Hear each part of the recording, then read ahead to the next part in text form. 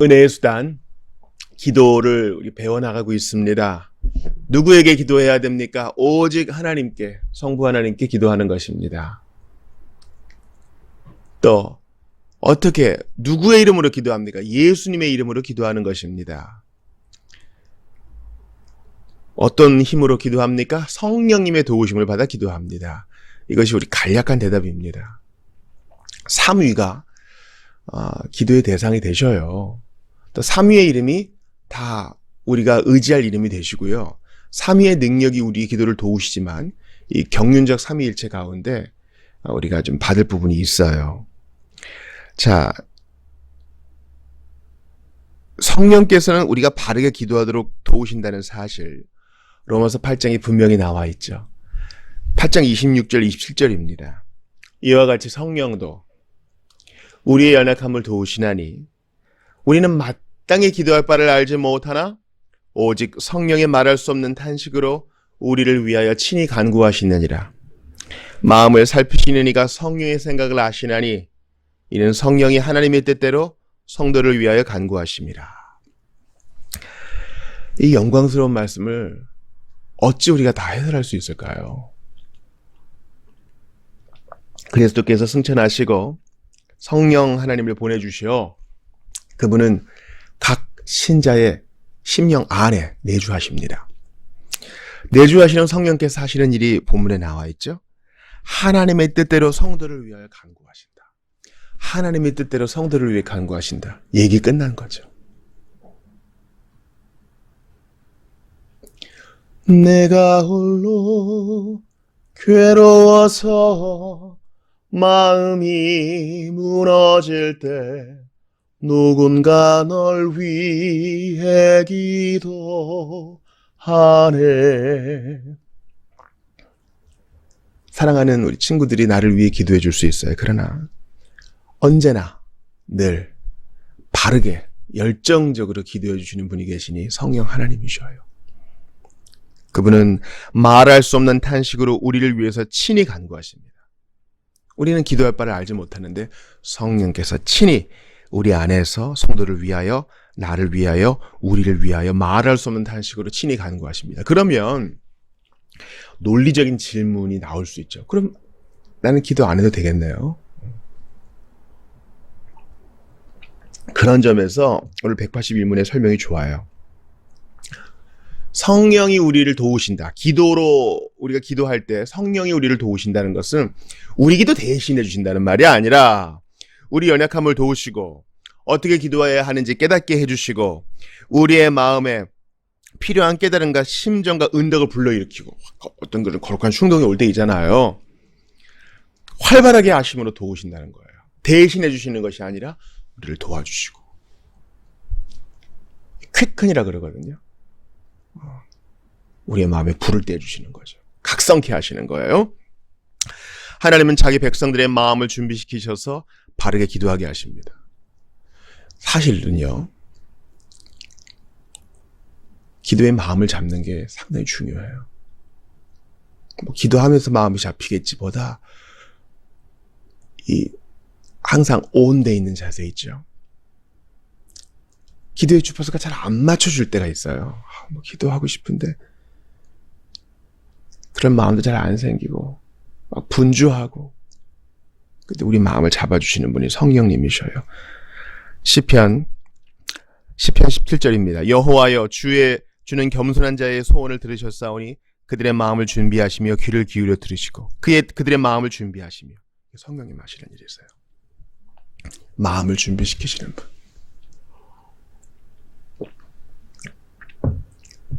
여러분, 기도하려면요 세상 재미에 준 눈을 닫아야 돼요. 우리가 오늘 금요일 밤에도 기도할 텐데 금요일 밤에 재밌는 거 많이 하잖아요. 친구들이 불러낼 수 있고요. 근데 주님이 가난한 마음을 주세요. 가난한 마음을 주세요.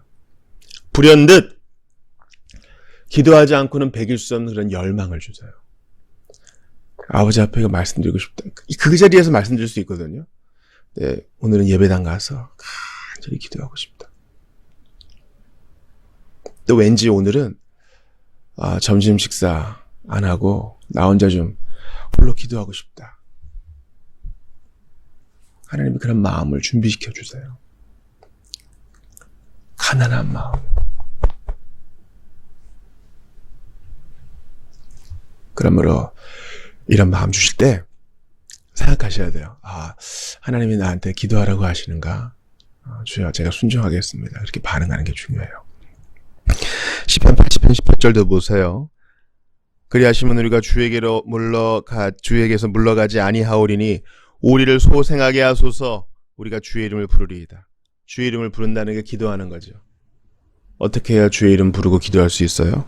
우리의 마음을 소생시켜 주실 때, 우리의 마음을 준비시켜 주실 때, 우리를 소생하게 하소서. 우리의 마음이 죽어 있고 우리의 마음이 죄로 인해 무감각해져 있고 이러면은요, 기도 못하죠. 성령께서 우리를 도우시는 방법이 이거예요. 마음을 준비시키시고 소생케 하시고. 어느 날 기사를 봤는데 아직까지 전쟁이 안 끝났다는 거예요. 그 때문에 기도할 마음을 주님이 주셔요. 마음의 준비를 시켜주는 거죠. 이건 정말 기도하라는 신호예요. 그런 마음의 준비를 시켜주시는데도 기도 안 한다?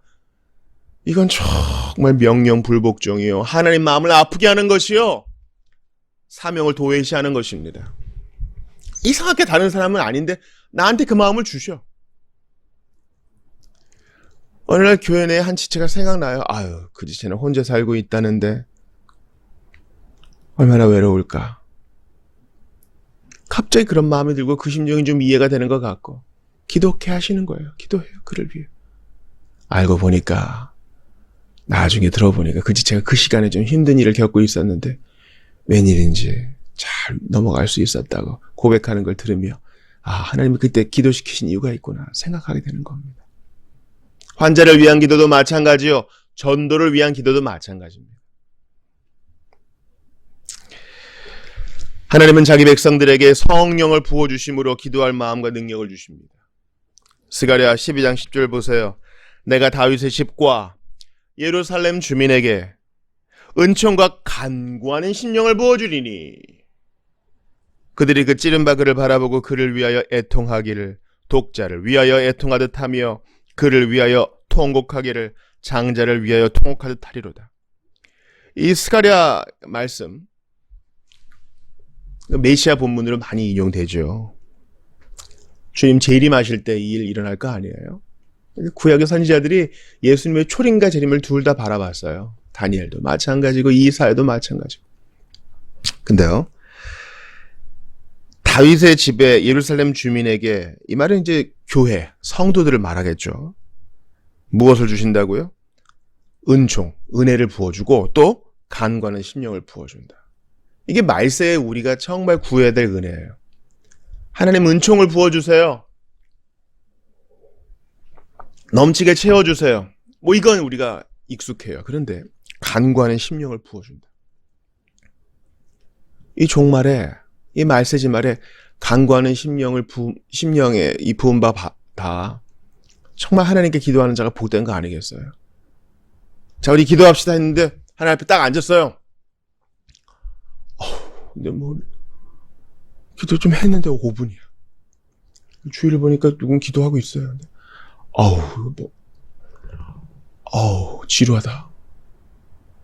이런 분들 계세요. 정말 안타까운 일이에요. 막 전화기도 보고 싶고, 뭐도 좀 먹고 싶고. 기도의 맛을 모르기 때문이에요. 여러분, 제가요, 생각하는 그 아이디어가 있어요.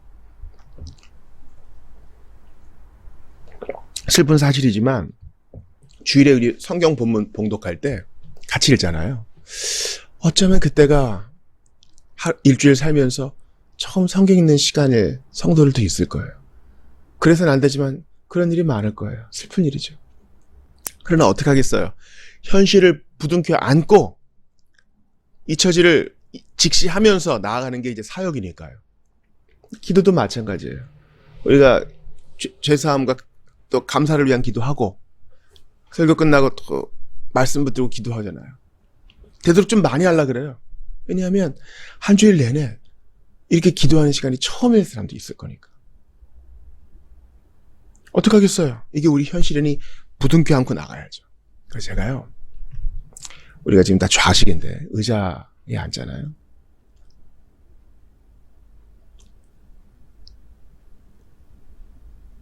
기도 방석을 기도하기 전에, 말씀 붙들고 기도하기 전에 나눠져가지고, 뭐 허리가 불편하거나 관절에 무리가 없으신 분들은 좀 내려앉아서 기도 방석에서 기도합시다. 기도의 자세가 중요한 것은 아니지만 우리의 마음과 행동이 하나 돼서 우리 겸손한 마음으로 부르짖자. 하나님의 간구하는 심령을 부어주면 여러분 기도 방석을 찾게 돼요. 어제 그 히브리어로 헬라어로 기도하다는 몸을 웅크려서 두 다리 사이에 얼굴을 집어넣는 것을 말하는 거거든요. 그런 간구하는 심령을 부어주면 기도 방석이 젖도록 기도하는 거예요. 하나님께서 간구하는 심령을 부어주시는데 기도 안 하는 사람들이 있어요. 희한해요. 지금 기도해야 되는데 안 해요. 이야, 이게 저 무슨 믿음이야, 무슨 깡다고요. 또 어떤 분은요, 영적 낙심에 빠져서 기도해야 될 당위를 했는데 기도할 힘이 없어. 그런 분도 사실 계셔요. 우리가 어떻게든 틈을 타서 어떻게든 기회를 만들어서 기도해야 되는 건 당연한 거예요. 뭐 하다다다를 뭐 오래 하라, 그런 뜻은 아니고요. 진지하게 무릎을 꿇고 주의 은혜를 구하는 거야.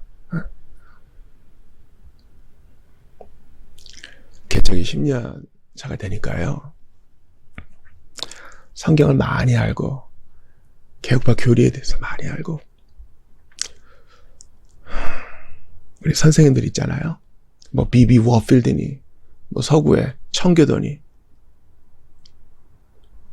나들은 네프로마치, 네덜란드의 주요한 우리 개혁자들, 이름을 줄줄 깨는 사람도 참 귀해요. 그러나 정말 귀한 사람은 고요히 기도하는 사람이에요.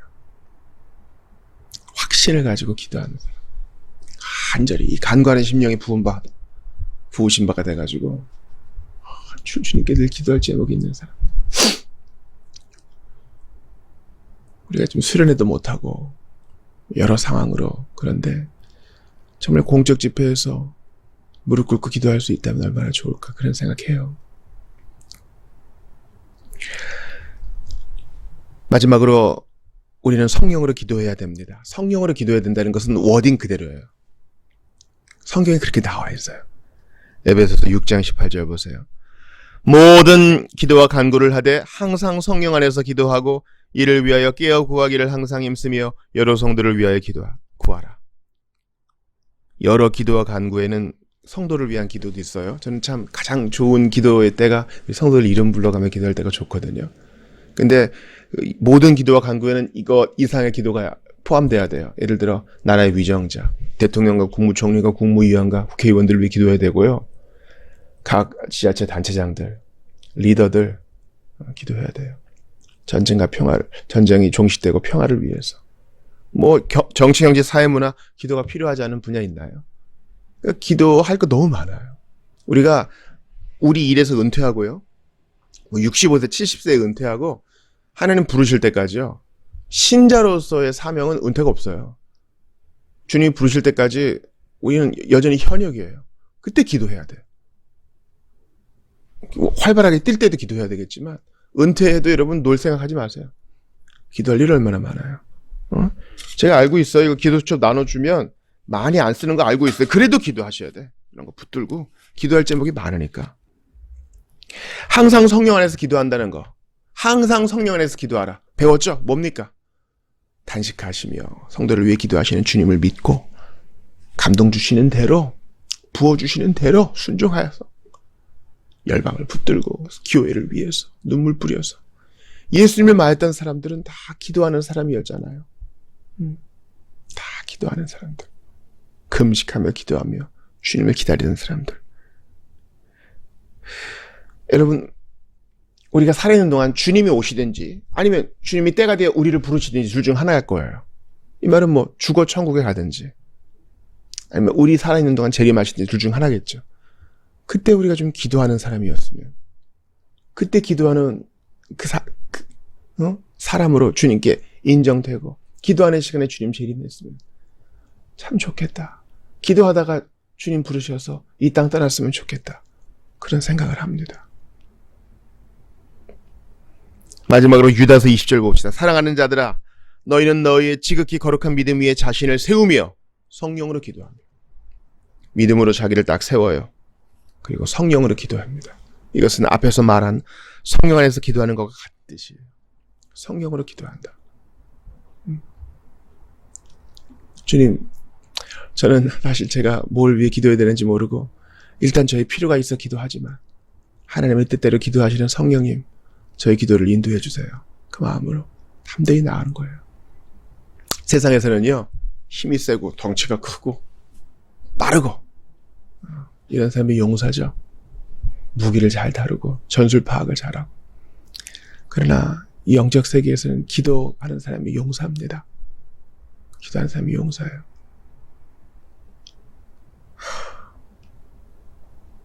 정말 세상이 이렇게 어둡고 교회가 이렇게 처참한 환경에 놓이고 신자들의 영적 수준이 날로 떨어져 가고 제자도가 보기 힘든 이때에 그게 다 기도의 부족에서 기인한 것이 아닌가.